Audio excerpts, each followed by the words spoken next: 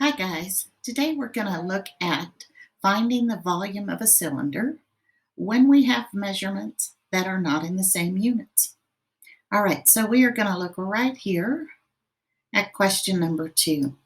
And if you'll notice, we have the height of our cylinder in yards and we have the radius of our cylinder in feet.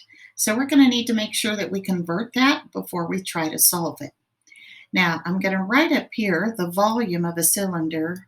We find that by taking pi times our radius squared times our height. And in this case, we are going to use 3.14 for pi. That way it's a lot easier to make sure that we all round consistently. All right, now I have 7 yards.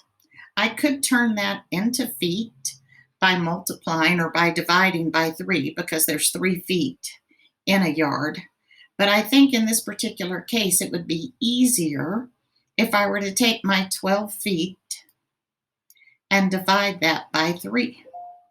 If I do that, my radius then becomes 4 yards.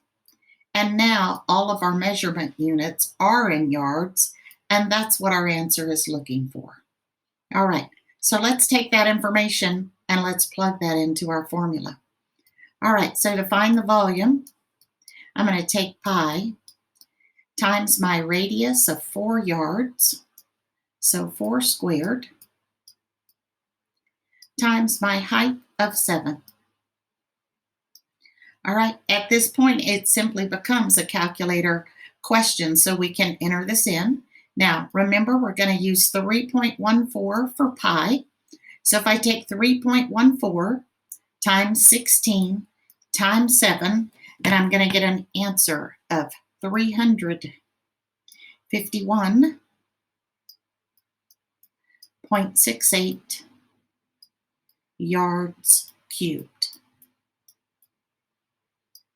And that is my volume for this cylinder. And that's all there is to it. All right, so one of the most important things you can do is just take a look here at your answer space and see what terms do you have to put your answer in. And whichever term you need, that's the one that I would convert on my cylinder. So if I look here at question 1, it wants it in inches cubed. This one's already in inches, so I'm going to leave that one alone.